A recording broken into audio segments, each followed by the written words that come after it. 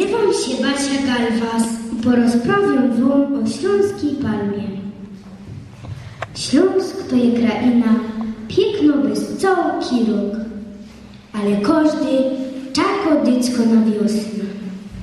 Ślązoki mają takie szczęście, że mogą mieć wiosna prędzej niż kaj indziej. Od dawnych czasów, przy końcu zimy, jak jeszcze przyroda śpi, to taki rychtyk gospodarze chodzą do lasa i do swoich zagródek, żeby nazbierać roztomantych gałęzi ze stromów i krzoków.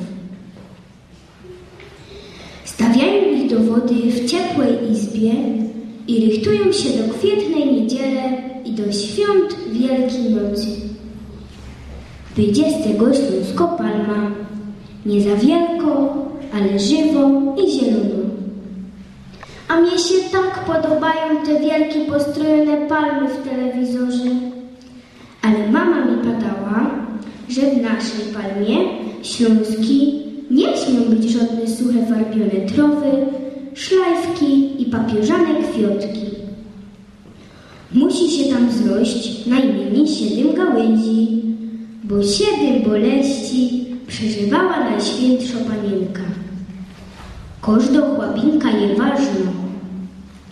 Liska siedowo, bo tam kaj ona rośnie, to nigdy nie uderzy, choby fest grzmiało.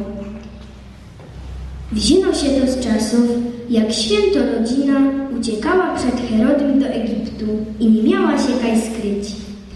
Liska ich wtedy swoimi gałęziami przed wojokami przykryła. Wierzby, biało, czerwono i krucho, są jak cierniowo koruna. Kalina zaś rośnie nad rzekami, a w rzece Jordan przeca święty Jan ochrzcił Pana Jezusa.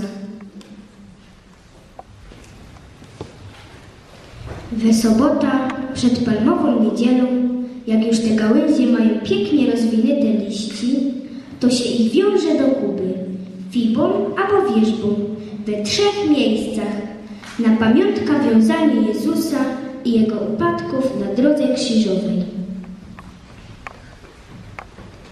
Palmy do kościoła poświęcić nie są ino posłuszne dziążki, takie jak ja, bo synki to są gizdy i się tymi poświęconymi pierą.